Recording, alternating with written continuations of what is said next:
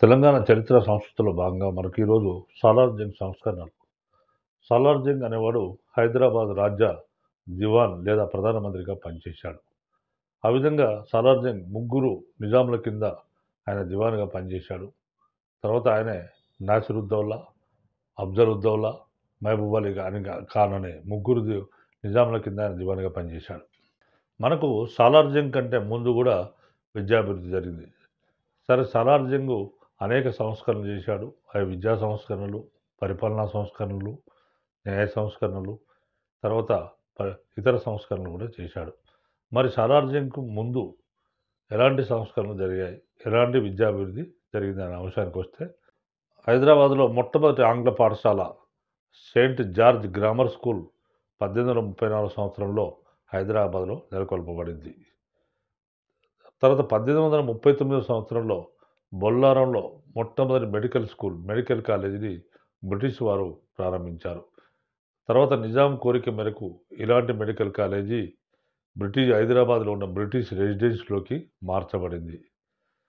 1855 సంవత్సరంలో Roman Catholic machine వారు ఒక పాఠశాలను హైదరాబాద్లో ఏర్పాటు చేశారు. అదే తర్వాత ఆల్ సెయింట్స్ స్కూల్‌గా అది ప్రసిద్ధి చెందింది. మనకు హైదరాబాద్‌లో మొట్టమొదటి పాఠశాలలు ఇంగ్లీష్ పాఠశాల, బాలికల పాఠశాల 1881 సంవత్సరంలో గ్లోరియా గర్ల్స్ స్కూల్‌ను హైదరాబాద్‌లో స్థాపించడం జరిగింది.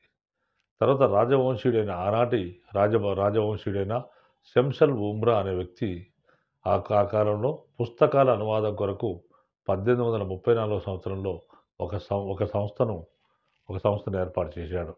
ఈ సంస్థ 1857 వరకు పనిచేసి అనేక పుస్తకాలను అనువాదంగా తయారు చేయడం జరిగింది.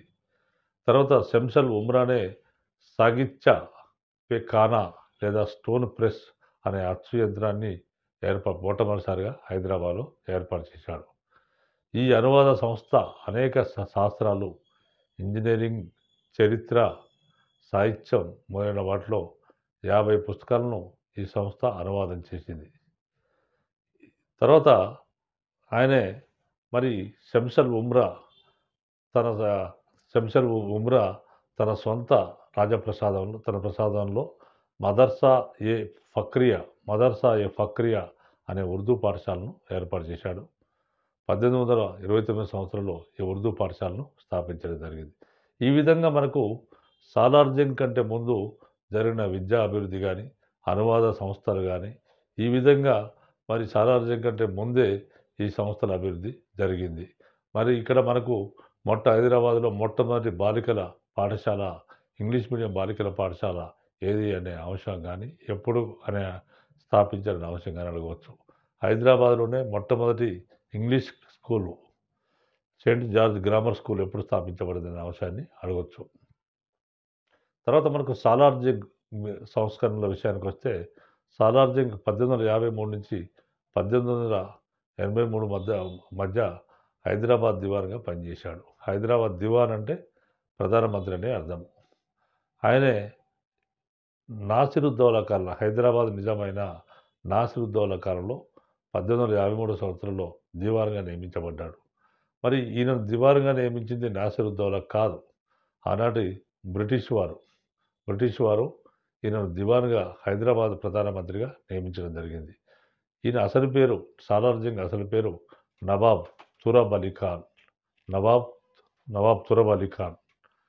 ఈయన ముగ్గురికి నిజాముల కింద పనిచేశారు.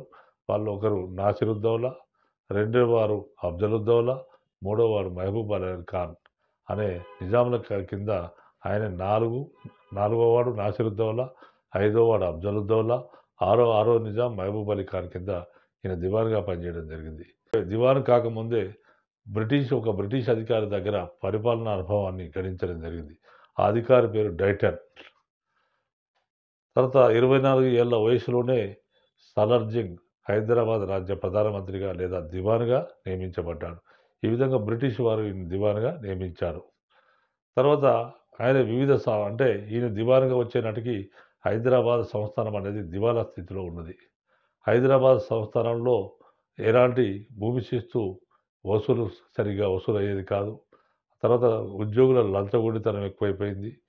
తర్వాత దివాలా తీసింది రాజ్యం ఆర్థికంగా. ఇలాంటి పరిస్థితుల్లో నిజాం నగలు కుదవబెట్టాల్సిన పరిస్థితి ఏర్పడింది. తర్వాత అనేక రాజ్య భూభాగాలు బ్రిటిష్ వారికి కుదవబెట్టాల్సిన పరిస్థితి ఏర్పడింది. రాయచూరు, ఉస్మానాబాద్ జిల్లాలను ఈ విధంగా బ్రిటిష్ వారికి కుదవబెట్టి డబ్బులు తెచ్చుకున్నారు. తర్వాత బిరార్ ప్రాంతాన్ని బ్రిటిష్ వారికి కుదవబెట్టడం జరిగింది. ఈ విధంగా హైదరాబాద్ రాజ్యం చాలా సంక్షోభ పరిస్థితుల్లో ఉన్న కాలంలో హైదరాబాద్ నిజాంగా దివాన్గా వచ్చిన సాలార్జంగ్ తన సంస్కరణల ద్వారా హైదరాబాద్ రాజ్యాన్ని పురోగమన దశలోకి నడపడం జరిగింది. ఈ విధంగా సాలార్జంగ్ అనేక సంస్కరణలు చేశాడు. ఈ సంస్కరణలో మనకు పరిపాలనా సంస్కరణలు, తర్వాత న్యాయ సంస్కరణలు, పోలీస్ సంస్కరణలు, విద్యా సంస్కరణలు, తర్వాత ఇతర సంస్కరణలుగా మనం భావించవచ్చు. మరి సాలార్జంగ్ అనేవాడు ఏ సంస్కరణ చేశాడు అనే విషయానికి వస్తే ఆయన చేసిన పరిపాలన న్యాయ సంస్కరణ విషయాన్ని పరిశీలిద్దాం. ఆయన 1865 సంవత్సరంలో జిల్లాబందీ పద్ధతిని ప్రవేశపెట్టి మొత్తం రాజ్యాన్ని 17 జిల్లాలుగా 5 సుబాలుగా చేశాడు. మనకు హైదరాబాద్ రాజ్యం గురించి అవగాహన కలిగించాలంటే మొత్తం హైదరాబాద్ రాజ్యం 3 ప్రాంతాల సమాహారం.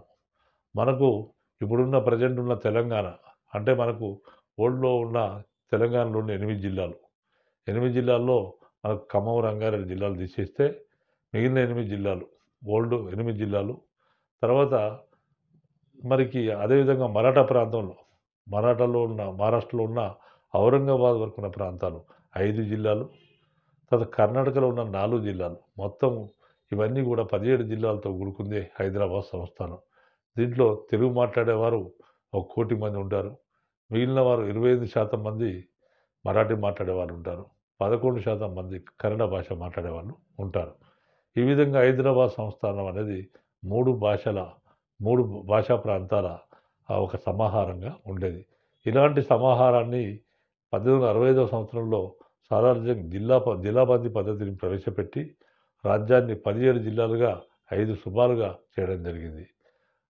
తర్వాత ఈ ఈ ఈ జిల్లాబందీ పద్ధతి ఎప్పుడు ప్రవేశపెట్టబడింది అనేది ప్రశ్న మనకు గతంలో గ్రూప్ 2తో పాటు అనేక ఎగ్జామినేషన్లో వచ్చింది. కాబట్టి అభ్యర్థులు గమనించాలి. తర్వాత ఈయన చేసిన పరిపాలనా విభాగాల్లో మరి 5 సుబాలుగా చేశాడు కాబట్టి సుబా పైన అధికారి ఎవరంటే సుబేదార్ను నియమించడం జరిగింది. తర్వాత జిల్లా అధికారి జిల్లాలుగా చేశాడుగా 17 జిల్లాలుగా చేశాడు కదా, జిల్లా అధికారిని ఏమంటారంటే తాలూకాదార్ అని అంటారు. తర్వాత తాలూకాకు అధికారిని తహసీల్దార్ అని అనేవారు. తర్వాత తాలూకాదారుల పనిని పర్యవేక్షించడానికి మరి తాలూకాదారు అంటే ఎవరంటే జిల్లా అధికారి తాలూకాదారు ఈక్వల్ టు కలెక్టర్. ఈ తాలూకాదారుల పనిని పర్యవేక్షించడానికి మజ్లిస్ మాల్ గుదరి అనే సంస్థను 1865 సంవత్సరంలో ఈయన ఏర్పాటు చేశాడు. అంటే 1865 సంవత్సరంలోనే ఈ సంస్థను ఏర్పాటు చేశాడు. అంటే జిల్లాబందీ పద్ధతిని 1865 సంవత్సరంలో ఏర్పాటు చేస్తే అదే పద్ధతిని ఇక్కడ ఏర్పాటు చేయడం జరిగింది. తర్వాత సాలార్జంగ్ 1868 సంవత్సరంలో సదర్ ఉల్ మహామ్ అనే పేరుతో 4 మంత్రులను నియమించడం జరిగింది. ఈ 4 మంత్రులకు 4 రకాల శాఖలు అప్పచెప్పాడు. మొట్టమొదటి మంత్రికి పోలీస్ శాఖను అప్పచెప్పాడు. రెండవ మంత్రికి న్యాయశాఖను అప్పచెప్పాడు. మూడవ మంత్రికి రెవెన్యూ శాఖను అప్పచెప్పాడు. తర్వాత 4వ మంత్రికి అనేక విభాగాలు అప్పచెప్పడం జరిగింది. 4వ మంత్రికి ప్రజా సంక్షేమము, విద్య, ఆరోగ్యము, తర్వాత స్థానిక సంస్థల అంశాలను 4వ మంత్రికి అప్పచెప్పడం జరిగింది. తర్వాత ఈ విధంగా ఆయన పరిపాలనా సంస్కరణలు చేయడం జరిగింది. తర్వాత ఆర్థిక సంస్కరణలు సాలార్జంగ్ ఆర్థిక సంస్కరణల విషయానికి వస్తే ఆయన అనేక ఆర్థిక సంస్కరణలు ప్రవేశపెట్టి హైదరాబాద్ రాజ్య దివాలా స్థితి నుంచి ఉన్నత ఆదాయం గల రాజ్యంగా ఆయన మార్చడం జరిగింది. అప్పటికే ఆయన హైదరాబాద్ రాజ్యం ఆర్థికంగా దివాలా తీసింది. ఉద్యోగులు లంచగొండులయ్యారు. వీళ్ళు డబ్బులు తింటున్నారు. తర్వాత ప్రజోపయోగ కార్యక్రమాలు జరగట్లేదు. భూమి శిస్తు సరిగా వసూలు కావట్లేదు. తర్వాత ధనం లేక నిజాం నగలు తనఖా పెట్టబడ్డాయి. తర్వాత అనేక హైదరాబాద్ రాజ్య ప్రాంతాలు బ్రిటిష్ వారికి తనఖా పెట్టబడ్డాయి. ఇటువంటి పరిస్థితుల్లో వచ్చిన సాలార్జంగ్ తన ఆర్థిక సంస్కరణల ద్వారా హైదరాబాద్ రాజ్యాన్ని ఒక గొప్ప ఆదాయం గల రాజ్యంగా మలచడం జరిగింది. తర్వాత 1860 సంవత్సరంలో తమ ఆక్రమణలో ఉన్న బ్రిటిష్ వారు ఈ విధంగా సాలార్ జంగ్ చేసిన కృషికి గాను మరి బ్రిటిష్ వారి ఆధీనంలో ఉన్న తనఖాలో ఉన్న జిల్లాలు తిరిగి నిజాంకు అప్పగించడం జరిగింది. ఇటువంటి జిల్లాలను 1860 సంవత్సరంలో బ్రిటిష్ వారు తమ ఆక్రమణలో ఉన్న దారాసివ, రాయచూర్, నవదుర్గ్ జిల్లాలను బ్రిటిష్ వారు తిరిగి నిజాంకు అప్పగించడం జరిగింది. తర్వాత సాలార్ జంగ్ అనేవాడు రైతులకు ఇజరా అంటే కౌలుకు భూములు ఇచ్చి వాణిజ్య పంటలను ప్రోత్సహించాడు. వాణిజ్య పంటలను ఈయన ప్రోత్సహించడం జరిగింది. తర్వాత కేంద్ర ఖజానాను ఏర్పాటు చేశాడు. కేంద్ర ఖజానాను ఏర్పాటు చేసి తర్వాత ద్రవ్య విధానాన్ని ఆనాటి కరెన్సీని ద్రవ్య విధానాన్ని ఆయన సంస్కరించడం జరిగింది. ఆయన నూతన రూపాయిని ప్రవేశపెట్టాడు. దాని పేరే హాలీ సిక్కా. హాలీ సిక్కా అనే నూతన రూపాయిని ప్రవేశపెట్టాడు. ఈ విధంగా నాణాల ముద్రణ కోసం కొరగారు ఆయన కేంద్ర ముద్రణాలయాన్ని హైదరాబాద్లో ఏర్పాటు చేశాడు. తర్వాత ప్రాంతీయ ముద్రణాలయాలను కూడా ఏర్పాటు చేశాడు. ప్రాంతీయ ముద్రణాలయాలను ఆయన గద్వాల, నారాయణపేటలో ఏర్పాటు చేయడం జరిగింది. తర్వాత ఇంకా ఆర్థిక సంస్కరణలో భాగంగా ఆయన వాణిజ్య సుంకాలు, తర్వాత క్రయ విక్రయాలు, రహదారులు, అడవులు, ఆబ్కారీ మొదలైన శాఖల పైన వాటిని క్రమబద్ధం చేశాడు. ఒక సిస్టమేటిక్గా క్రమబద్ధీకరించడం జరిగింది. తర్వాత నిజాం బ్రిటిష్ వారికి 50 లక్షల రూపాయలు రుణాన్ని ఇవ్వాల్సి ఉండేది. తర్వాత సాలార్ జంగ్ తన యుక్తితో ఆయన బ్రిటిష్ వారితో మాట్లాడి ఆ రుణాన్ని రద్దు చేయించాడు. తర్వాత దీంతో నిజాం ఈయన చేసిన ఆర్థిక సంస్కరణలతో నిజాం రాజ్యాదాయం బాగా పెరిగింది. 1800 ఈ విధంగా పెరిగినప్పుడు నిజాం రాజ్యము నిజాం తనఖాలో ఉన్న తన నగలను తిరిగి వెనుకకు తీసుకొని రావడం జరిగింది. తర్వాత నిజాం రాజ్య భూభాగాలు బ్రిటిష్ వారి కింద ఉన్న రాజ్య భూభాగాలు వెనక్కి వచ్చాయి. ఒక బిరార్ తప్ప. 1875 సంవత్సరంలో రెవెన్యూ సెటిల్మెంట్ డిపార్ట్మెంట్ను సాలార్ జంగ్ ఏర్పాటు చేయడం జరిగింది. తర్వాత ఇనాం భూములను అంటే ఇనాం అంటే భూములను బహుమతులుగా ఇచ్చే ఆచారం ఉండేది. ఇలాంటి బహుమతులుగా ఇచ్చే ఇనాం భూములను రద్దు చేశాడు.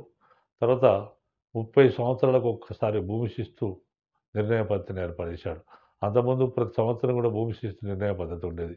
కానీ సాలార్ జంగ్ భూములను రకరకాలుగా విభాగాలుగా చేసి భూమి శిస్తు వ్యవస్థను 30 సంవత్సరాలకు ఒకసారి భూమి శిస్తు నిర్ణయ పద్ధతిని ఈయన ప్రవేశపెట్టాడు. దాని ద్వారా రైతుల్లో వారిలో ఉత్సాహం పెరిగి వ్యవసాయ అభివృద్ధి జరిగింది. ఫలితంగా పన్నుల రూపంలో నిజాంకు ఖజానాకు ఆదాయం బాగా పెరిగిపోయింది. దాని ద్వారా నిజాం ఆర్థిక స్థితి మెరుగుపడింది. తర్వాత నెక్స్ట్ పోలీస్ సంస్కరణలు. ఆర్థిక సంస్కరణల తర్వాత పోలీస్ సంస్కరణలు ప్రధానమైనవి. 1865 కంటే ముందు హైదరాబాద్ రాజ్యంలో ఎలాంటి పోలీస్ వ్యవస్థ లేదు. 1865 కంటే ముందు హైదరాబాద్ రాజ్యంలో ఎలాంటి పోలీస్ వ్యవస్థ లేదు. హైదరాబాద్ రాజ్యంలో ఉన్న సైన్యమే పోలీసు విధులను నిర్వహించేది. పోలీసు వ్యవస్థ లేదు. కాబట్టి సాలార్ జంగ్ వచ్చిన తర్వాత ఆయన ఒక గొప్ప పోలీస్ వ్యవస్థను ఏర్పాటు చేశాడు. ఆయనే మఖామా ఈ కోత్వాలీ అనే నూతన పోలీస్ శాఖ నూతన పోలీస్ శాఖ పేరు ఏంటంటే మఖామా ఈ కోత్వాలీ అనేది పోలీస్ శాఖ పేరు. తర్వాత పోలీస్ దళాన్ని ఏమంటారంటే నిజామత్ అని అంటారు. తర్వాత పోలీస్ సూపరింటెండెంట్ను అంటే ఒక జిల్లాకు సూపరింటెండెంట్ ఉంటారు. పోలీస్ సూపరింటెండెంట్ ఏమంటారంటే మహతా మిన్ అని అంటారు. తర్వాత పోలీస్ స్టేషన్లో ఉన్న ఇన్స్పెక్టర్లను అమీన్లు అంటారు. పోలీస్ స్టేషన్లను చౌకీలని అంటారు. తర్వాత న్యాయ సంస్కరణలు. సాలార్ జంగ్ చేసిన న్యాయ సంస్కరణలు ఇవి పోలీస్ సంస్కరణలుగా భావించవచ్చు. మీరు న్యాయ సంస్కరణలు ఏ విధంగా చేశాడంటే ఆయనే న్యాయ వ్యవస్థ కూడా సాలార్ జంగ్ ముందు ఎలాంటి అభివృద్ధి లేదు. సాలార్ జంగ్ దివాన్గా వచ్చిన తర్వాత న్యాయ వ్యవస్థను మొత్తం కూడా ఆయన స్ట్రీమ్ లైన్ చేయడం జరిగింది. ఆ విధంగా ఆయన ఖచ్చితమైన న్యాయ వ్యవస్థను ఏర్పాటు చేశాడు. ఆ విధంగా అనేక కోర్టులను న్యాయస్థానాలను ప్రవేశపెట్టాడు. అనేక న్యాయస్థానాలను స్థాపించాడు. అలాంటి న్యాయస్థానాలలో అత్యంత ఉన్నతమైన న్యాయస్థానం పేరు సుప్రీంకోర్టు. సుప్రీంకోర్టుని ఏర్పాటు చేశాడు సాలార్ జంగ్. ఈ సుప్రీంకోర్టుని ఏమనేవారంటే మజ్లిస్-ఈ మురఫా అని అనేవారు. తర్వాత సుప్రీంకోర్టు ప్రధాన న్యాయమూర్తిని నాజిమ్ అని అనేవారు. తర్వాత హైకోర్టు, హైకోర్టు ఉండేది. ఈ హైకోర్టు సుప్రీంకోర్టు దాని కింద హైకోర్టు ఉండేది. హైకోర్టును మకాయి సదర్, మకాయి సదర్ అని అనేవారు. తర్వాత ముస్లిం చట్టాల అమలుకు ముస్లిం చట్టాల అమలుకు ఒక ప్రత్యేక కోర్టు ఉండేది. ఈ ముస్లిం చట్టాలను అమలు చేయడానికి దారుల్ ఖాజీ అనే కోర్టు ఉండేది. తర్వాత మత సంబంధ వి విరాళాల విచారణ కోసము మఖామా ఈ సదారత్ అనే ఒక నూతన న్యాయస్థానం ఉండేది. తర్వాత సివిల్ కోర్టులు, క్రిమినల్ కోర్టులు కూడా ఈ కాలంలో ఉండేవి. సివిల్ కోర్టులో మనకు 2 సివిల్ కోర్టులు ఉండేవి. ఈ 2 సివిల్ కోర్టులు ఏంటంటే, ఒకటి భుజంగ్ దివానీ అదాలత్, రెండోది కుర్దు దివానీ అదాలత్. అది ఇవి సివిల్ కోర్టులు. తర్వాత క్రిమినల్ కోర్టు ఏంటంటే, ఫౌజ్దారీ అదాలత్ అనే క్రిమినల్ కోర్టు ఉండేది. తర్వాత ఇవి మొత్తం కూడా ఈ కోర్టులు ఉండేవి. తర్వాత జిల్లా పరంగా ఒక జిల్లాలో ఉండే న్యాయాధికారులు ఎవరంటే, మున్సిఫ్, మీర్, ఆదిల్ అనేవాళ్ళు జిల్లాలో న్యాయాధికారులుగా ఉండేవారు. తర్వాత జిల్లా తాలూకాల్లో మొత్తం కూడా ఎక్కడ చూసినా కానీ హైదరాబాద్ నగరంతో పాటు జిల్లా తాలూకాల్లో కూడా సివిల్ క్రిమినల్ కోర్టులు ఉండేవి. తర్వాత గ్రామ గ్రామీణ వ్యవస్థ గ్రామాల్లో పటేల్ పట్వారీలు నేర విచారణ చేసి నేరస్తులను శిక్షించేవారు. తర్వాత ఈ కాలంలో మరి అనేక చట్ట శిక్షను రద్దు చేశాడు. అదేంటంటే సాలార్జంగ్ మరణ శిక్షను రద్దు చేశాడు. తర్వాత కాళ్ళు చేతులు నరకడాన్ని, ఏదైనా నేరం చేస్తే కాళ్ళు చేతులు నరికేవారు. ఇలాంటి శిక్షను రద్దు చేశాడు. తర్వాత సతీసాగమనాన్ని కూడా రద్దు చేశాడు. సతీసాగమనం అంటే భర్త చనిపోయిన తర్వాత భర్తతో పాటు భర్త భార్యను కూడా భర్త చేతిలో పెట్టి పూడ్చే సాంప్రదాయం లేదా సజీవ దహనం చేసే సాంప్రదాయాన్ని సతీసాగమనం అనేది అన్నారు. ఇలాంటి సతీసాగమనాన్ని ఈయన నిషేధించడం జరిగింది. తర్వాత ఈ కాలంలో బ్రిటిష్ ఇండియాలో ఉన్న న్యాయ విధానాన్ని, మరి బ్రిటిష్ ఇండియా అంటే హైదరాబాద్ అవతల బ్రిటిష్ ఇండియా ఉంటుంది. అంటే బ్రిటిష్ వారు డైరెక్ట్ కంట్రోల్లో ఉన్న మిగిలిన భారత భూభాగాలను బ్రిటిష్ ఇండియా అని అంటారు. ఇలాంటి బ్రిటిష్ ఇండియాలో ఎలాంటి న్యాయ వ్యవస్థ, న్యాయ పద్ధతులు ఉండేవో అలాంటి న్యాయ పద్ధతులను సాలార్జంగ్ హైదరాబాద్ రాజ్యంలో ప్రవేశపెట్టడం జరిగింది. అరాచకం సృష్టించిన ఆ రోజుల్లో రోహిల్లా, పఠాన్, అరబులు మొదలైన వాళ్ళు వివిధ జాతుల వాళ్ళు, రోహిల్లాలు, పఠాన్లు, అరబులు అనే వివిధ జాతుల వాళ్ళు రాజ్యంలో అరాచకం సృష్టించడానికి ప్రయత్నం చేస్తున్నారు. ఇలాంటి అరాచకాన్ని సృష్టిస్తున్న రోహిల్లాలు, తర్వాత పఠాన్లు, అరబులను ఆయన శిక్షించడానికి ప్రత్యేక న్యాయస్థానాలను సాలార్జంగ్ ఏర్పాటు చేయడం జరిగింది. తర్వాత 1862 సంవత్సరంలో దివాన్ పర్యవేక్షణలో న్యాయ సంబంధిత సెక్రటేరియట్ ఏర్పాటు చేయడం జరిగింది. 1862 సంవత్సరంలో దివాన్ పర్యవేక్షణ అంటే దివాన్ అంటే ప్రధానమంత్రి, ఆయన పర్యవేక్షణలో న్యాయ సంబంధమైన విషయాలు చూడడానికి ఒక సపరేట్ సెక్రటేరియట్ను ఏర్పాటు చేయడం జరిగింది. ఇవి మనం న్యాయ సంస్కరణలుగా చెప్పబడుతున్నాయి. తర్వాత మిగిలినవి విద్యా సంస్కరణల విషయానికి వస్తే, విద్యా సంస్కరణలు ఏ విధంగా సాలార్జంగ్ ఎలాంటి విద్యా సంస్థను ఏర్పాటు చేశాడు, ఎలాంటి విద్యా సంస్కరణను ఆయన ప్రవేశపెట్టడం జరిగిందనే అంశానికి వస్తే, సాలార్జంగ్ కాలంలోనే 1855 సంవత్సరంలో దారుల్ ఉలూమ్ ఉన్నత పాఠశాల ఏర్పాటు చేయడం జరిగింది. 1870 సంవత్సరంలో సిటీ హై స్కూల్, 1872 సంవత్సరంలో చాదర్ఘట్ హై స్కూల్ను ఏర్పాటు చేయడం జరిగింది. తర్వాత 1877 సంవత్సరంలో ఇంజనీరింగ్ కాలేజీను ఏర్పాటు చేశారు. తర్వాత 1873 సంవత్సరంలో మదర్సా అలియా అనే సంస్థను ప్రభువుల పిల్లల కొరకు సాలార్జంగ్ ఏర్పాటు చేయడం జరిగింది. తర్వాత రెండవది మదర్సా ఐజా. ఈ మదర్సా ఐజా అనేది రాజకుటుంబం పిల్లల కొరకు ఏర్పాటు చేయబడ్డ విద్యా సంస్థ. ఈ విధంగా విద్యా సంస్థలు నేను ఏర్పాటు చేశాడు.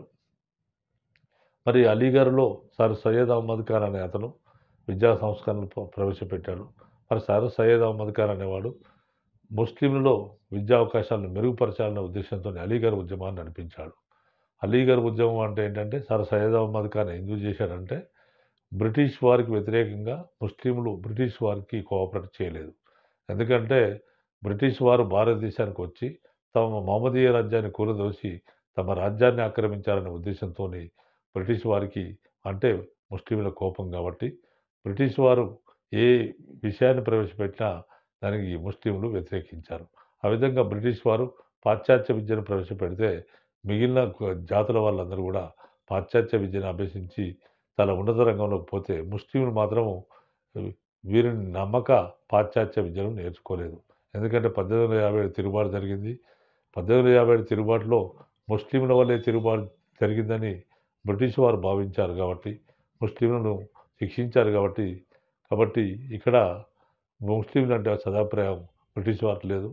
తర్వాత వీరంటే బ్రిటిష్ వారంటే సదాభిప్రాయం ముస్లింలు లేదు.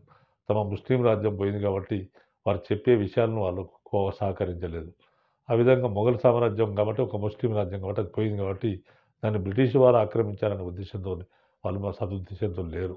అందుకే బ్రిటిష్ వారు పాశ్చాత్య విద్యను ప్రవేశపెడితే అలాంటి పాశ్చాత్య విద్యను ముస్లింలు అభ్యసించలేదు. కానీ సర్ సయ్యద్ అహ్మద్ ఖాన్ తర్వాత కాలంలో వచ్చేసి ముస్లింలో సంస్కరణలు తీసుకొని రావడం కొరకు, ముస్లింలో పాశ్చాత్య విద్యను ప్రవేశపెట్టడం కొరకు అనేకమైన విద్యా సంస్కరణలు తీసుకొని రావడం జరిగింది. ఇలాంటి విద్యా సంస్థలనేవి అలీగఢ్ ఉత్తర భారతదేశంలో ఉన్న ఉత్తరప్రదేశ్‌లో ఉన్న అలీగఢ్‌లో ఆయన ఏర్పాటు చేశాడు. ముస్లిం విద్యా సంస్థలను ఏర్పాటు చేశాడు. ఆయన ఏర్పాటు చేసిన కాలేజీ మొహమ్మడన్ ఆంగ్లో ఓరియంటల్ కాలేజీ తర్వాత అలీగఢ్ యూనివర్సిటీగా మారిపోయింది. ఆ విధంగా సర్ సయ్యద్ అహ్మద్ ఖాన్ ఈ విధంగా విద్యా సంస్థలు ఏర్పాటు చేసి మహమ్మదీయులను ఉన్నత స్థానంలోకి తీసుకొనొచ్చాడు. విద్యా వ్యవస్థను ఏర్పాటు చేసి వాళ్ళలో విద్యాభివృద్ధి కల్పించడం జరిగింది. వారిలో విద్యను పెంపొందింపజేయడానికి ప్రయత్నిస్తున్న కాలంలోనే సాలార్జంగ్ సర్ సయ్యద్ అహ్మద్ ఖాన్ కృషికి గాను హైదరాబాద్ నుంచి ఆయనకు ఆర్థిక సహాయం చేయడం జరిగింది. తర్వాత ఈ కాలంలోనే మనకు చాదర్ఘట్ హై స్కూల్ ఉన్నదని చెప్పాము. చాదర్ఘట్ హై స్కూలు 1872 సంవత్సరంలో ఏర్పాటు చేయడం జరిగిందని చెప్పారు. మనకిక్కడ ఒక ముఖ్యమైన నూతన పరిణామం ఏంటంటే చాదర్ఘట్ హై స్కూల్‌లో ఇంటర్మీడియేట్ తరగతులుండేవి. చాదర్ఘట్ హై స్కూల్‌లో ఇంటర్మీడియేట్ తరగతులుండేవి. మదర్సా ఆలియా అనే విద్యా సంస్థ ప్రభువుల పిల్లల కొరకు ఏర్పాటు చేసిన విద్యా సంస్థ. ఈ చాదర్ఘట్ స్కూలు ఇంటర్మీడియేట్ క్లాసెస్‌ను తర్వాత మదర్సా ఆలియా ప్రభువుల కోసం ఏర్పాటు చేసిన పిల్లల కోసం ఏర్పాటు చేసిన ఈ 2 స్కూళ్ళను విలీనం చేశారు. ఈ విలీనం చేస్తేనే 1887 సంవత్సరంలో ఈ 2 సంస్థలు కలిసి నిజాం కాలేజీగా ఏర్పడ్డాయి. నిజాం కాలేజీ ప్రథమ ప్రిన్సిపాల్ అఘోరనాథ చటోపాధ్యాయ. అఘోరనాథ్ చటోపాధ్యాయ అనేవాడు బెంగాల్ నుంచి వచ్చాడు. చాలా గొప్పవాడు. ఆయన స్వాతంత్రోద్యమంలో పాల్గొన్నాడు. అఘోరనాథ్ చటోపాధ్యాయ. ఆయన మొట్టమొదటి నిజాం కళాశాల ప్రిన్సిపాల్‌గా ఉన్నాడు. మరి నిజాం కాలేజీ 1887 సంవత్సరంలో ఏర్పడితే నిజాం కాలేజీ ఏర్పడకముందు 1885 సంవత్సరంలో అదే కాలేజీ ఉండేది. దాన్ని హైదరాబాద్ కాలేజ్ అని అనేవారు. అదే తర్వాత నిజాం కాలేజీగా ఏర్పాటు కాబడింది. తర్వాత ఈ విధంగా ఆయన సాలార్జంగ్ అనేక విద్యా సంస్కరణలు చేశాడు. తర్వాత ఆయన చేసిన రాకపోకల సంస్కరణలు కూడా చేశాడు. అంటే ట్రాన్స్‌పోర్టేషన్ ఫెసిలిటీ రవాణా ఫెసిలిటీస్ కూడా కల్పించాడు. ఆయన 1856, 57 సంవత్సరంలో హైదరాబాద్ నుంచి బాంబేకు, హైదరాబాద్ నుంచి బొంబాయికి టెలిగ్రాఫ్ లైన్ ఏపిచ్చాడు సాలార్జంగ్. 1856, 57 సంవత్సరంలో హైదరాబాద్ నుంచి బొంబాయికి ఆయన టెలిగ్రాఫ్ లైన్ వేయించడం జరిగింది. తర్వాత 1871 సంవత్సరంలో తంతి తపాలా శాఖ అనే శాఖను ఏర్పాటు చేశాడు. పోస్ట్ ఆఫీసులు మరియు టెలిగ్రాఫ్ ఆఫీసుల శాఖను ఏర్పాటు చేశాడు. తర్వాత ప్రధాన పోస్ట్ మాస్టర్ జనరల్‌ను కూడా సాలార్జంగ్ నియమించడం జరిగింది. 1868 సంవత్సరంలో హైదరాబాద్ నుంచి షోలాపూర్ రోడ్డు వేయించాడు. తర్వాత బొంబాయి, మద్రాస్ రైల్వే లైన్ కూడా ఈయనే ఏపించడం జరిగింది. మరి 1869 సంవత్సరంలో బొంబాయి నుంచి మద్రాస్ రైల్వే లైను బ్రిటిష్ వారు ఏస్తే ఈ రైల్వే లైను నిజాం రాజ్యంలోని వాడి గుండా వెళ్ళేది.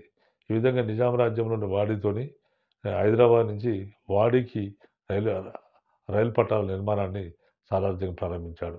ఈ విధంగా వాడితో కలవడంతోని ఈ హైదరాబాద్ రైల్వే లైన్‌ను మద్రాస్ నుంచి బొంబే రైల్వే లైన్‌తో అనుసంధానించడం జరిగింది. ఈ విధంగా హైదరాబాద్ రాజ్యానికి మిగిలిన భారత భూభాగాలకు వర్తక సంబంధాలు, రవాణా సంబంధాలు ఏర్పడ్డాయి. తర్వాత 1886 నాటికి సికింద్రాబాద్ తర్వాత విజయవాడ మధ్య రైల్వే మార్గం ప్రారంభమైంది. తర్వాత 1874 సంవత్సరంలో సికింద్రాబాద్ రైల్వే స్టేషన్ ఏర్పాటు చేయడం జరిగింది. సికింద్రాబాద్ రైల్వే స్టేషన్ ఏర్పాటు చేశారు. తర్వాత మనకు సాలార్జంగ్ ఇతర సంస్కరణల విషయానికొస్తే హైదరాబాద్‌లోని బ్రిటిష్ రెసిడెన్సీ డాక్టర్. హైదరాబాద్‌లో బ్రిటిష్ రెసిడెన్సీ ఉంటాడు. బ్రిటిష్ రెసిడెన్సీ అంటే బ్రిటిష్ వారి రాజప్రతినిధి హైదరాబాద్‌లో ఉంటాడు. సైన్య సహకార ఒప్పందంలో భాగంగా. ఈ రెసిడెంట్‌గా ఉన్న డాక్టర్ స్మిత్ అనేవాడు 1856 సంవత్సరంలో పారిశ్రామిక వస్తు ప్రదర్శన ప్రారంభించడం జరిగింది. తర్వాత ఈ కాలంలో ఇదే ఇదే దీన్ని సాలార్జంగ్ ప్రోత్సహించాడు వస్తు ప్రదర్శనను. తర్వాత మన సాలార్జంగ్ కాలంలో ఈయన మూసీ నది పైన చాదర్‌ఘాట్ వంతెనను నిర్మించాడు. తర్వాత ఈయనే అనేక మంది నిష్ణాతులను ఉత్తర భారతదేశం నుంచి హైదరాబాద్ పిలిపించాడు. ఈయన ఉద్దేశ్యం ఏంటంటే హైదరాబాద్ రాజ్యం బాగా వెనుకబడిపోయి ఉన్నది. ఇలా ఉత్తర భారతదేశంలో అనేక మంది వివిధ రంగాల్లో నిపుణులు, నిష్ణాతులు ఉన్నారు. మంచి ఎక్స్‌పర్ట్స్ ఉన్నారు. వాళ్ళందరినీ హైదరాబాద్ పిలిపించి వాళ్ళకి ఉద్యోగాలు ఇచ్చాడు. ఆయన ఉద్దేశ్యం ఏంటంటే ఈ విధంగా ఉత్తర భారతదేశంలో ఉన్న వివిధ రంగాల్లో ఉన్న నిష్ణాతులను పిలిచి హైదరాబాద్‌లో లోకల్ పీపుల్ గనుక ట్రైనింగ్ ఇప్పిస్తే లోకల్ పీపుల్ కూడా బాగా ఉన్నతమైన స్థానాన్ని పొంది, మంచి వృత్తి నైపుణ్యాన్ని పొంది, మంచి మంచి ఫలితాలు వస్తాయనే ఉద్దేశంతోని ఉత్తర భారతదేశంలోని అనేక మంది మేధావులను హైదరాబాద్ రాజ్యానికి పిలిపించి వారికి ఉన్నత ఉద్యోగాలు ఇచ్చాడు. మరి సాలార్జంగ్ ఏమనుకున్నాడంటే హైదరాబాద్ ఈ విధంగా ఉత్తర భారతదేశం నుంచి వచ్చిన అనేక మంది ఉద్యోగులు ఇక్కడ లోకల్ పీపుల్‌కు స్థానిక ప్రజలకు ఆయా రంగాల్లో శిక్షణ ఇచ్చి వెనుకకు వెళ్ళిపోతారని సాలార్జంగ్ భావించాడు. కానీ ఆ విధంగా వెనుకకు వెళ్ళకపోగా ఉత్తర భారతదేశం నుంచి వచ్చిన రకరకాల వృత్తి నిపుణులు వాళ్ళు వెళ్ళకపోగా ఇక్కడనే స్థిర నివాసం ఏర్పాటు చేసుకోవడం, తర్వాత తమ అనుయాయులను, తమ బంధువులను ఉత్తర భారతదేశానికి ఇక్కడికి పిలిపించడం. ఈ విధంగా పిలిపించడంతోనే అనేక మంది వారి బంధువులు, అనుయాయులు ఇక్కడికొచ్చారు. దీంతోని ఈ యొక్క జనాభా బాగా పెరిగిపోయి నాన్ లోకల్స్ బాగా వచ్చేసారు. ఈ విధంగా వచ్చేటప్పటికి స్థానికులకు ఉద్యోగాలు దొరకకుండా అయిపోయాయి. ఇలాంటి పరిస్థితుల్లో మనకు నాన్ లోకల్ మూవ్‌మెంట్ ముల్కీ ఉద్యమం అనేది వచ్చింది. ముల్కీ ఉద్యమం వచ్చింది. ముల్కీ ఉద్యమాన్ని ఆనాటి నిజాం నవాబులు కూడా దాన్ని సమర్థించారు. ఈ విధంగా ముల్కీ ఉద్యమం రావడానికి కారణం సాలార్జంగ్‌గా మనం భావించవచ్చు. మరి సాలార్జంగ్ ఉత్తర భారతదేశం నుంచి వచ్చిన వాళ్ళందరూ కూడా వెనకకి మళ్ళిపోతారనుకున్నాడు. కానీ వాళ్ళు మరలకపోగా తమ బంధువులను, తమ అనుయాయులను తీసుకొని వచ్చారు. వాళ్ళు బలవంతంగా హైదరాబాద్ రాజ్యంలో అందరికీ ఉద్యోగాలు దొరికాయి. తర్వాత స్థానికులకు తీవ్రమైన అన్యాయం జరిగింది. ఇదే నాన్ ముల్కీ ఉద్యమంగా పరిణమించింది. మనకు మహబూబ్ అలీ ఖాన్ కాలంలోనే ముల్కీలకు అనుకూలంగా 1888 సంవత్సరంలో ముల్కీలకే ఉద్యోగాలు ఇస్తారని మహబూబ్ అలీ ఖాన్ 1888 సంవత్సరంలో ఫర్మానా జారీ చేయడం జరిగింది. అదేవిధంగా నిజాం ఉస్మాన్ అలీ ఖాన్ కాలంలో కూడా ముస్లింలకు అంటే ఈ యొక్క లోకల్ పీపుల్‌కి అనుకూలంగానే, ముల్కీలకు అనుకూలంగానే ఆయన కూడా ఫర్మానా జారీ చేయడం జరిగింది. ఈ విధంగా ఫర్మానా జారీ చేస్తూ వచ్చారు. తర్వాత ఇది మనం సాలార్జంగ్ చేసిన ఉత్తర భారతదేశం నుంచి ఎక్స్‌పర్ట్స్‌ని పిలిపించడం అనేది తర్వాత కాలంలో ముల్కీ ఉద్యమంగా మారిపోయింది. తర్వాత మనకు బిరార్ రాష్ట్రం అనేది మరి నిజాం బ్రిటిష్ వారికి తనఖా పెట్టాడు. బిరార్ రాష్ట్రాన్ని తీసుకొని బిరార్ రాష్ట్రం నుంచి వచ్చే ఆదాయము కొంతమేరకు తీసుకొని అది బిరార్ రాష్ట్రాన్ని బ్రిటిష్ వారికి తనఖా పెట్టడం జరిగింది. ఈ విధంగా బిరార్ రాష్ట్రం తనఖాలో ఉన్నప్పుడు మరి బిరార్ రాష్ట్రంలో ఎంత డబ్బు చెల్లించినప్పుడు కూడా బిరార్ రాష్ట్రాన్ని బ్రిటిష్ వారు వెనకకి ఇవ్వడం లేదు. ఇలాంటి పరిస్థితుల్లో మనకు సాలార్జంగ్ లండన్ బ్రిటన్ రాజధాని లండన్ పోయాడు. లండన్ పోయి ఆయన బిరార్ విషయాన్ని ఆ లండన్ రాణి అయిన అంటే ఇంగ్లాండ్ యొక్క బ్రిటన్ యొక్క రాణి అయిన విక్టోరియా మహారాణితో కూడా ఆయన చర్చలు జరిపాడు. తర్వాత అవి విజయవంతమైనయో కాలేదు. తర్వాత అటువంటి పరిస్థితుల్లో 1883 సంవత్సరంలో కలరా వ్యాధి సోకి సాలార్జంగ్ మరణించడం జరిగింది. ఇవి మన సాలార్జంగ్ సంస్కరణలుగా భావించవచ్చు. మరి సాలార్జంగ్ సంబంధించిన అంశాలు మనకు కాంపిటీటివ్ ఎగ్జామినేషన్‌లో చాలా ముఖ్యాంశాలుగా భావించాలి. కాంపిటీటివ్ ఎగ్జామ్స్‌లో భాగంగా సాలార్జంగ్ అసలు పేరు ఏంటి అంటే నవాబ్ తురబ్ అలీ ఖాన్. తర్వాత ఆయన డైటన్ అనే ఆంగ్లేయుని దగ్గర ఆయన పరిపాలనా అనుభవం గడించాడు. తర్వాత ఆయన 1865 సంవత్సరంలో జిల్లాబందీ పద్ధతిని ప్రవేశపెట్టాడు. జిల్లాబందీ పద్ధతి ఎప్పుడు పడిందని గతంలో ప్రశ్నలొచ్చాయి. 1865 సంవత్సరంలో జిల్లాబందీ పద్ధతి పెట్టబడింది. తర్వాత ఆయన పరిపాలనా సంస్కరణల్లో మజిలీస్ మాల్ గుదిరి అనే సంస్థ మొత్తం పరిపాలనా వ్యవస్థను పర్యవేక్షించే సంస్థగా ఉండేది. మరి ఆనాటి జిల్లా అధికారులను తాలూకాదారులు అన్నాడు. తర్వాత తాలూకా అధికారులను తహసీల్దారు అని అన్నారు. ఆ విధంగా జిల్లా మంది పద్ధతిని 1865 సంవత్సరంలో ప్రవేశపెట్టి దాని ప్రకారం హైదరాబాద్ రాజ్యాన్ని 17 జిల్లాలుగా 5 సుబాలుగా చేశాడు. సుబా పైన అధికారిని సుబేదార్ అని, జిల్లా పైన అధికారిని తాలూకాదార్ అని అనేవాడు. తర్వాత తాలూకా పైన అధికారిని తహసీల్దార్ అని అనేవారు. ఇట్లా మనకు ఈ కాలంలో ఈ ఈ విషయాలు చాలా ముఖ్యమైనవి. తర్వాత పరిపాలనా సంస్కరణలు, తర్వాత మనకు విద్యా సంస్కరణలు. విద్యా సంస్కరణలో భాగంగా నిజాం కళాశాల ఎప్పుడు ఏర్పడింది? అంటే 1887 సంవత్సరంలో ఏర్పడింది. తర్వాత ఇక్కడ మదర్సా, అలియా, తర్వాత ఆ చాదర్ఘట్ హై స్కూల్‌లోని ఇంటర్మీడియేట్ క్లాసులను కలిపి ఈ 2 సంస్థలు కలిసి ఈయనే ఇప్పుడు మన నిజాం కాలేజ్ 1887 సంవత్సరంలో ఏర్పడింది. నిజాం కాలేజ్ ఎప్పుడు ఏర్పడింది అనే అంశం, తర్వాత నిజాం కాలేజ్ మొట్టమొదటి ప్రిన్సిపాల్ ఎవరంటే అఘోరనాథ్ చట్టోపాధ్యాయ అనే అంశం కూడా చాలా ముఖ్యమైనది. తర్వాత మరి ఈయనే నూతన రూపాయి నాణాన్ని ప్రవేశపెట్టాడు. దాని పేరు హాలీ సిక్కా అనే నూతన నాణాన్ని ప్రవేశపెట్టాడు. మరి ముల్కీ మూవ్‌మెంట్‌కు ప్రధాన కారకుడు ఇక్కడ ఎవరంటే సాలార్జంగ్. సాలార్జంగ్ మరి హైదరాబాద్ రాజ్యం అన్ని రంగాల్లో వెనకబడిపోయింది. ఇలాంటి హైదరాబాద్ రాజ్యంలో ఎక్స్‌పర్ట్స్‌ని తయారు చేయాలి. మామూలు పౌరులను కూడా ఎక్స్‌పర్ట్స్‌గా తయారు చేయాలనే ఉద్దేశంతోని ఉత్తర భారతదేశంలో ఉన్న అనేక వివిధ రంగాల్లోని నిష్ణాతులను హైదరాబాద్ తీసుకొచ్చి స్థానిక ప్రజలకు శిక్షణ ఇప్పించడం జరిగింది. ఆ విధంగా ఆయన ముల్కీ ఉద్యమానికి ఆయనే ముల్కీ రానున్న రోజుల్లో ముల్కీ ఉద్యమానికి కారకుడు కావడం జరిగింది. ఈ విధంగా మనం సాలార్జంగ్ సంస్కరణలుగా ఈ అంశాలన్నింటిని కూడా భావించవచ్చు. తర్వాత సాలార్జంగ్‌కు సంబంధించిన ముఖ్య అంశాలు, సంస్కరణలు అనే అంశాలను అభ్యర్థులు గమనించగలరు.